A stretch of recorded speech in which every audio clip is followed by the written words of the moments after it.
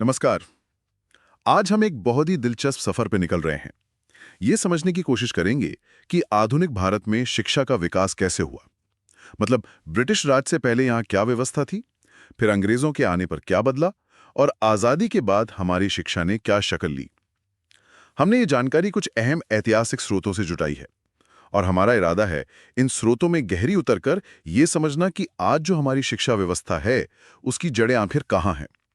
कभी सोचा है कि शुरू में ईस्ट इंडिया कंपनी भारत में शिक्षा के मामले में ज्यादा दखल देना ही नहीं चाहती थी, या फिर कैसे सिर्फ 1 लाख रुपए सालाना के बजट ने भारत में शिक्षा की पूरी दिशा पर इतनी बड़ी जबरदस्त बहस छेड़ दी थी।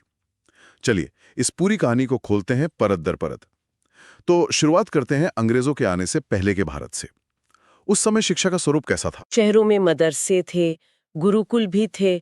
इनमें ज्यादातर धर्म, दर्शन, व्याकरण और भाषाएं जैसे संस्कृत या फारसी पढ़ाई जाती थीं। ये एक तरह से ज्ञान को पीढ़ी दर पीढ़ी आगे बढ़ाने का तरीका था। लेकिन क्या ये शिक्षा सभी के लिए उपलब्ध थी? नहीं, यही एक बड़ी बात थी। ये ज्ञान ज्यादातर समाज के जो ऊंचे तबके थे, उन्हीं तक सीमित था। आम लोगों की पहुंच बहुत कम थी। ये व्यवस्था ज्ञान को सहेज तो रही थी, पर उसे फैला नहीं पा रही थी। फिर जब ब्रिटिश शासन आया, तो कहानी थोड़ी बदलनी शुरू हुई। हाँ, ये सच है कि उनके अपने स्वार्थ थे, लेकिन शिक्षा का जो ढांचा था और उसकी पहुंच, दोनों में ही बड़े बदलावों की शुरुआत हुई। हम कह सकते हैं कि ज्ञान के प्रसार का एक नया अध्याय खुला। हालांकि उसके पीछे की जो नीयत थी, वो सीधी साधी नहीं थी। अच्छा, तो जब ईस्ट इंडिया कंपनी आई, उन्होंने क्या आते ही स्कूल खोलने शुरू कर दिए? मुझे हमेशा लगता था कि शायद पश्चिमी शिक्षा की शुरुआत उन्होंने ही की होगी। नहीं नहीं, ऐसा बिल्कुल नहीं था। शुरुआत में तो कंपनी का पूरा ध्यान व्यापार पर था और फिर धीरे धीरे राज जमाने पर। शिक्षा उनके एजेंडे में ऊपर थी ही नहीं। दिलचस्प बात यह है कि शुरुआती कोशिशें असल में ईसाई मिशनरियों ने की और कुछ अंग्रेज विद्वानों ने, जिन्हें प्राच्यविद या ओरिएंटलिस्ट्स कहते हैं।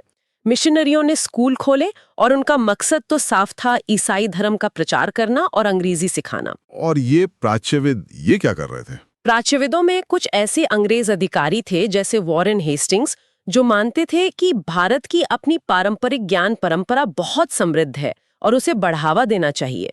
इसी सोच के तहत हेस्टिंग्स ने 1781 में कलकत्ता मदरसा खुलवाया था। अच्छा। जहां इस्लामी कानून और फारसी पढ़ाई जाती थी। फिर 1791 में बनारस में संस्कृत कॉलेज की स्थापना हुई। तो ये एक तरह से पारंपरिक भारतीय ज्ञान को समझने और बचाने का प्रयास था। तो एक तरफ मिशनरी अंग्रेजी और ईसाई धर्म फैला रहे थे और दूसरी तरफ कुछ अंग्रेज अधिकारी संस्कृत और फारसी को बढ़ावा दे रहे थे। ये तो बड़ा विरोधाभास लगता है। बिल्कुल, और यही उस दौर की सच्चाई है। कोई एक, आप कहिए, स्पष्ट नीति नहीं थी। अलग अलग लोग थे, अलग अलग गुट थे, सब अपने हिसाब से काम कर रहे थे। कंपनी भी शायद ये देख रही थी कि किस चीज से उनका प्रशासन मजबूत होता है।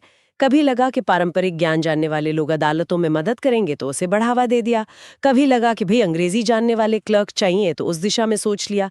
ये स्थिति दिखाती है कि शुरुआत में अंग्रेज शिक्षा को लेकर कितने अनिश्चित थे, बटे हुए थे। वो अहम मोड़ था 1813 का चार्टर एक्ट। ये पहली बार हुआ जब ब्रिटिश संसद ने माना कि भारत में शिक्षा को बढ़ावा देना उनकी भी जिम्मेदारी है। इसके लिए बाकायदा सालाना 1 लाख रुपए का बजट रखा गया। कहा गया कि ये पैसा साहित्य के पुनरुद्धार और भारत के विद्वान निवासियों को प्रोत्साहित करने पर खर्च होगा। कहने को रकम बहुत ज्यादा नहीं थी, पर सांकेतिक रूप से ये एक बड़ा कदम था। 1 लाख रुपए। और यहीं से वो बड़ी बहस शुरू हुई जिसका जिक्र हमने शुरू में किया था, प्राच्यवादी बनाम आंग्लवादी वाली। हाँ, बिल्कुल यहीं से असली टकराव यहीं से शुरू हुआ। सवाल ये खड़ा हो गया कि भई ये पैसा खर्च कैसे किया जाए, शिक्षा किस जबान में दी जाए, क्या पढ़ाया जाए, भारत का जो पारंपरिक ज्ञान है वो, या यूरोप का आधुनिक विज्ञान और साहित्य। इस सवाल पर दो गुट आमने सामने आ गए। कौन थे ये दो गुट और क्या चाहते थे ये लोग? एक तरफ थे प्राच्यवादी, ओरिएंटलिस्ट्स। वो मानते थे कि शिक्षा का माध्यम पारंपरिक भारतीय भाषाएं ही होनी चाहिए। संस्कृत, अरबी, फारसी और इन्हीं भाषाओं के साहित्य और ज्ञान को बढ़ावा देना चाहिए। उनका तर्क था कि भारतीयों को उनकी अपनी जड़ों से जोड़कर रखना जरूरी है। दूसरी तरफ थे आंग्लवादी, यानी एंग्लिसिस्ट्स, जिनका नेतृत्व कर रहे थे टीबी मैकॉले। इनका मानना था कि भारत को अगर प्रगति करनी है तो उसे पश्चिमी ज्ञान विज्ञान सीखना होगा और इसके लिए अंग्रेजी भाषा ही सबसे सही माध्यम है। और मैकॉले का तो वो प्रसिद्ध मिनट ऑन एजुकेशन भी है 1835 का। बिल्कुल। मैकॉले ने अपने मिनट में बहुत जोरदार तरीके से अंग्रेजी शिक्षा की वकालत की। उन्होंने तो भारतीय भाषाओं और साहित्य को काफी कमतर आंका। यहाँ तक कह दिया कि यूरोप की एक अच्छी लाइब्रेरी की एक शेल्फ ही भारत और अरब के पूरे साहित्य के बराबर है। ये खैर काफी विवादास्पद बयान था, लेकिन बहुत असरदार साबित हुआ। उनका सीधा तर्क था, अंग्रेजी भविष्य की भाषा है, ज्ञान की भाषा है और हमें ऐसे भारतीय तैयार करने हैं जो प्रशासन में हमारी मदद कर सकें। तो फिर इस बहस में जीत किसकी हुई?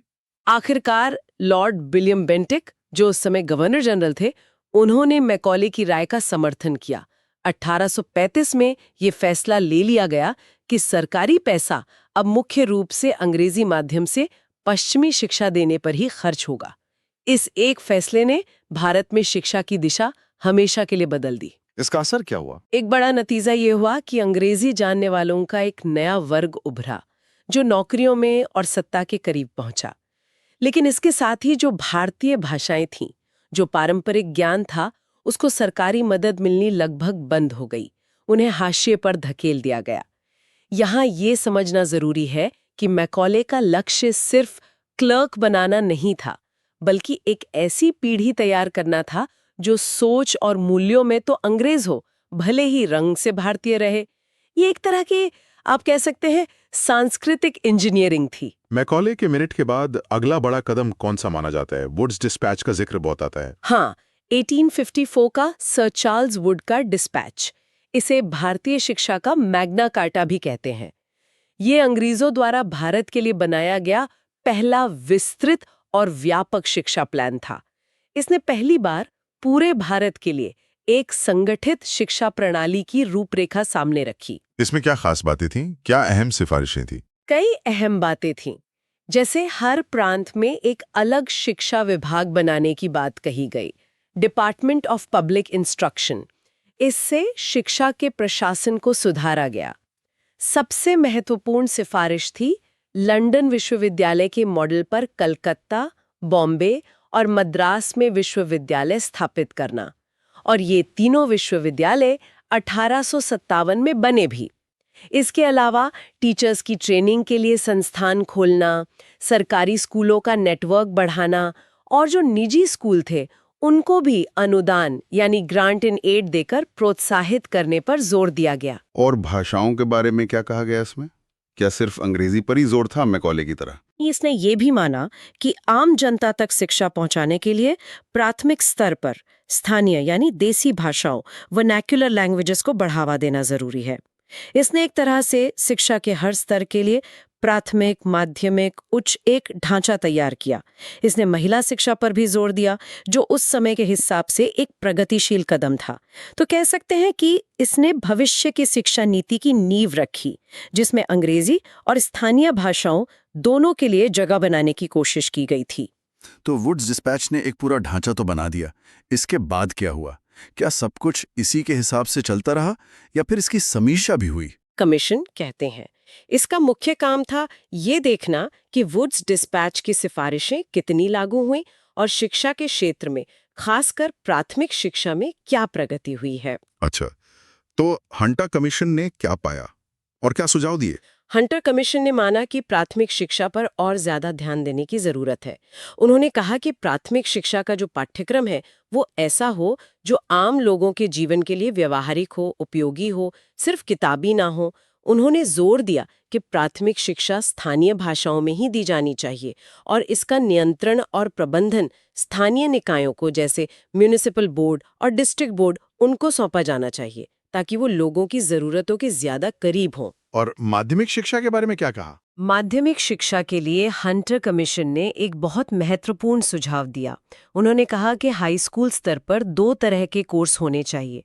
एक ए कोर्स जो साहित्यिक हो, उन छात्रों के लिए जो आगे विश्वविद्यालय जाना चाहते हैं, और दूसरा बी कोर्स जो ज्यादा व्यावसायिक मतलब वोकेशनल हो। ये उन छात्रों के लिए था जो स्कूल के बाद सीधे किसी व्यापार या नौकरी में जाना चाहते हैं। ये शायद पहली बार था कि व्यावसायिक शिक्षा को मुख्यधारा की स्कूली शिक्षा से जोड़ने की इतनी साफ बात कही गई थी। हाँ, ये तो बहुत महत्वपूर्ण है। जी, इसका सीधा मकसद था शिक्षा को रोजगार से जोड़ना। ये तो काफी दूर की सोच लगती है, व्यावसायिक शिक्षा पर उस समय जोर देना। क्या ये विचार आगे बढ़ पाया जमीन पर? देखिए, विचार तो बहुत अच्छा था, लेकिन इसे जमीन पर उतारना उतना आसान नहीं हुआ। फिर भी ये एक महत्वपूर्ण दिशा दिखाता है कि कैसे शिक्षा के उद्देश्यों पर सोच बदल रही थी। सिर्फ ज्ञान देना नहीं, बल्कि जीवन यापन के लिए तैयार करना भी। फिर हम 20वीं सदी की शुरुआत में आते हैं, लॉर्ड कर्जन का दौर। वो तो विश्वविद्यालयों को लेकर कुछ सख्त कदम उठाने के लिए जाने जाते हैं। भारतीय विश्वविद्यालय अधिनियम 1904। हाँ, लॉर्ड कर्जन प्रशासन पर अपना नियंत्रण सख्त करने के लिए जाने जाते थे और शिक्षा भी उससे बची नहीं। 1904 में उन्होंने भारतीय विश्वविद्यालय अधिनियम पास किया। उनका कहना था कि विश्वविद्यालयों में शिक्षा का स्तर गिर रहा है, वो राजनीतिक गतिविधियों के अड्डे बन रहे हैं, इसलिए सुधार जरूरी है। इस एक्ट के जरिए विश्वविद्यालयों की जो प्रबंध समिति होती थी, सीनेट, उसमें सरकार द्वारा मनोनीत सदस्यों की संख्या बढ़ा दी गई। विश्वविद्यालयों पर सरकारी नियम कायदे और सख्त कर दिए गए और कॉलेजों को मान्यता देने की शर्तें भी कठिन कर दी गईं। संक्षेप में कहें तो विश्वविद्यालयों पर सरकारी नियंत्रण बहुत ज्यादा बढ़ा दिया गया। लेकिन जैसा कि अक्सर होता है, सरकारी नियंत्रण बढ़ाने की कोशिशों का विरोध भी तो हुआ होगा। जबरदस्त विरोध हुआ। भारतीय राष्ट्रवादी नेताओं ने इसे विश्वविद्यालयों की स्वायत्तता पर सीधा हमला माना। उन्हें लगा कि सरकार असल में उभरते हुए राष्ट्रवादी आंदोलन को कुचलना चाहती है। इसीलिए विश्वविद्यालयों पर शिकंजा कस रही है, क्योंकि विश्वविद्यालय उस समय बहस मुबाहिसे और राष्ट्रवादी विचारों के केंद्र बन रहे थे। तो कर्जन के सुधारों को दमनकारी माना गया, शिक्षा के विकास में बाधा डालने वाला कदम। इसके बाद फिर एक और कमीशन का नाम आता है, सैडलर कमीशन। हाँ, 1917 में कलकत्ता यूनिवर्सिटी की समस्याओं की जांच के लिए माइकल सैडलर की अध्यक्षता में कमीशन बना। हालांकि ये बना तो कलकत्ता यूनिवर्सिटी के लिए था, पर इसकी सिफारिशें पूरे देश के लिए महत्वपूर्ण मानी गई। इसने कहा कि विश्वविद्यालय में दाखिले से पहले स्कूल की पढ़ाई 12 साल की होनी चाहिए, मतलब इंटरमीडिएट तक। इसने ये भी सुझाव दिया कि इंटरमीडिएट कक्षाओं को विश्वविद्यालयों से हटाकर अलग इंटरमीडिएट कॉलेजों में रखा जाए और इनके लिए एक अलग बोर्ड ऑफ सेकेंडरी एजुकेशन बनाया जाए। अच्छा, और क्या सिफारिशें थी इसकी? सैडलर कमीशन ने विश्वविद्यालयों को ज्यादा लचीला बनाने, ऑनर्स कोर्स शुरू करने, महिला शिक्षा को बढ़ावा देने, शिक्षकों के प्रशिक्षण को बेहतर बनाने और जो व्यवहारिक, वैज्ञानिक और तकनीकी शिक्षा है उस पर ज्यादा ध्यान देने की बात कही। अगर हम कर्जन के एक्ट और सैडलर कमीशन को साथ देखें तो एक तरफ नियंत्रण बढ़ाने की कोशिश दिखती है, दूसरी तरफ व्यवस्था में सुधार करके उसे बेहतर बनाने का प्रयास। ये दिखाता है कि विश्वविद्यालयों की भूमिका क्या हो, उनकी आज़ादी कितनी हो, शिक्षा का मकसद क्या हो, इन सब पर लगातार मंथन चल रहा था। फिर 1929 में हार्टोग समिति की रिपोर्ट आई। इसने किस चीज पर ज्यादा ध्यान दिया? 1929 तक आते आते देखिए स्कूलों और कॉलेजों की संख्या तो काफी बढ़ गई थी, मतलब शिक्षा का प्रसार तो हुआ था, लेकिन सर फिलिप हार्टॉग की अध्यक्षता वाली इस समिति ने पाया कि इस मात्रात्मक प्रसार यानी क्वांटिटेटिव एक्सपेंशन के चक्कर में गुणवत्ता, क्वालिटी, वो कहीं पीछे छूट गई है। इसलिए हार्टॉग समिति ने और ज्यादा स्कूल खोलने के बजाय जो मौजूदा शिक्षा है उसकी गुणवत्ता सुधारने पर जोर दिया। गुणवत्ता में क्या खास कमियां पाई उन्होंने? उन्होंने प्राथमिक शिक्षा में 2 बड़ी समस्याएं बताई। एक अपव्यय, वेस्टेज, और दूसरा अवरोधन, स्टैग्नेशन। अपव्यय का मतलब था कि बहुत सारे बच्चे पहली दूसरी कक्षा के बाद ही पढ़ाई छोड़ देते थे, जिससे उन पर जो शुरुआती खर्च हुआ वो एक तरह से बेकार चला जाता था। और अवरोधन का मतलब था कि कई बच्चे एक ही कक्षा में कई कई साल तक रुके रहते थे, पास ही नहीं हो पाते थे। समिति ने कहा कि इन समस्याओं को दूर करने के लिए शिक्षकों का प्रशिक्षण, उनकी सेवा शर्तें, स्कूलों का निरीक्षण, इन सब को बेहतर बनाना होगा। उन्होंने ये भी कहा कि सिर्फ उन्हीं छात्रों को हाई स्कूल और इंटरमीडिएट में जाना चाहिए जो इसके योग्य हों। बाकियों के लिए 8वीं कक्षा के बाद ही व्यावसायिक और औद्योगिक शिक्षा का इंतजाम होना चाहिए। गुणवत्ता पर जोर देना तो ठीक है, लेकिन इसी दौर में गांधी जी का भी एक बिल्कुल अलग नजरिया सामने आया था, वर्धा योजना या नई तालीम। वो क्या था, उसके बारे में बताइए। हाँ, 1937 में महात्मा गांधी ने वर्धा में हुए एक शिक्षा सम्मेलन में अपना नई तालीम या बुनियादी शिक्षा का विचार पेश किया। यह उस समय की जो अंग्रेजी शिक्षा प्रणाली थी उससे बिल्कुल हटकर था। इसका मूल सिद्धांत था शिक्षा को आत्मनिर्भर बनाना और जीवन केंद्रित बनाना। गांधी जी चाहते थे कि बच्चों को किताबी ज्ञान के साथ साथ कोई ना कोई दस्तकारी या हस्तशिल्प सिखाया जाए, जैसे कताई, बुनाई, खेती, लकड़ी का काम। हस्तशिल्प क्यों? क्या मकसद था इसके पीछे? इसके पीछे कई सोच थी। एक तो ये कि बच्चे करके सीखें, मतलब लर्निंग बाय डूइंग, जिससे उनका शारीरिक और मानसिक दोनों विकास हो। दूसरा, हस्तशिल्प से जो चीजें बने उन्हें बेचकर स्कूल अपना खर्च निकाल सके, यानी आत्मनिर्भर बने। तीसरा, और शायद सबसे महत्वपूर्ण, कि शिक्षा बच्चों को उनके सामाजिक परिवेश और अर्थव्यवस्था से जोड़े, उन्हें हाथ से काम करने का सम्मान सिखाए और उन्हें सिर्फ दिमागी मजदूर बनाने की बजाय एक संपूर्ण इंसान बनाए। गांधी जी का मानना था कि सच्ची शिक्षा दिमाग, दिल और हाथ तीनों का संतुलित विकास करती है। यह अंग्रेजी शिक्षा के सिर्फ दिमाग पर जोर देने वाले मॉडल का एक स्वदेशी और कह सकते हैं क्रांतिकारी विकल्प था, और ये बुनियादी सवाल उठाता था कि आखिर शिक्षा का असली मकसद है क्या। और फिर भारत आजाद हुआ। आजादी के बाद तो शिक्षा को लेकर हमारी अपनी प्राथमिकताएं तय हुई होंगी, जाहिर है। बिल्कुल। आजादी के बाद भारत सरकार के सामने सबसे बड़ी चुनौती थी एक ऐसी राष्ट्रीय शिक्षा प्रणाली बनाना जो औपनिवेशिक अतीत से मुक्त हो और नए राष्ट्र की जो जरूरतें हैं, जो सपने हैं, उनको पूरा कर सके। इसके लिए कई बड़े कदम उठाए गए। सबसे पहले 1948-49 में डॉक्टर सर्वपल्ली राधाकृष्णन की अध्यक्षता में विश्वविद्यालय शिक्षा आयोग बना, जिसने उच्च शिक्षा के ढांचे और उद्देश्यों पर महत्वपूर्ण सुझाव दिए। और फिर वो प्रसिद्ध कोठारी आयोग का भी जिक्र आता है। हाँ, 1964-66 में डॉक्टर DS कोठारी की अध्यक्षता में शिक्षा आयोग का गठन हुआ। ये शायद आजाद भारत का सबसे व्यापक शिक्षा आयोग था। इसने शिक्षा के सभी पहलुओं पर, स्कूल, कॉलेज, तकनीकी, व्यावसायिक, सब पर विचार किया और एक राष्ट्रीय शिक्षा नीति का खाका पेश किया। इसका मूल मंत्र था शिक्षा को राष्ट्रीय विकास से जोड़ना और सबके लिए शिक्षा का लक्ष्य हासिल करना। इसी आयोग की सिफारिशों के आधार पर 1968 में भारत की पहली राष्ट्रीय शिक्षा नीति बनी थी। और इसके बाद भी शिक्षा नीतियां आती रहीं समय समय पर। हाँ, बिल्कुल। समय समय पर शिक्षा व्यवस्था की समीक्षा होती रही और नई नीतियां बनती रहीं। 1986 में दूसरी राष्ट्रीय शिक्षा नीति आई, जिसमें 1992 में कुछ बदलाव भी हुए। इसमें ऑपरेशन ब्लैक बोर्ड जैसी योजनाएं शुरू की, नवोदय विद्यालयों की स्थापना की और हाल ही में 2020 में नई राष्ट्रीय शिक्षा नीति आई है, जो शिक्षा के ढांचे में कई बड़े बदलावों का प्रस्ताव करती है, जैसे वो 5+3+3+4 का स्कूली ढांचा, बहुविषयक शिक्षा यानी मल्टीडिसिप्लिनरी एजुकेशन और व्यावसायिक शिक्षा पर फिर से जोर। इन सभी नीतियों का केंद्रीय लक्ष्य यही रहा है शिक्षा की पहुंच बढ़ाना, मतलब सार्वभौमिकरण, गुणवत्ता सुधारना, सामाजिक न्याय सुनिश्चित करना और शिक्षा को देश की बदलती जरूरतों के अनुरूप बनाना। तो ये सफर वाकई बहुत लंबा और उतार चढ़ाव भरा रहा है।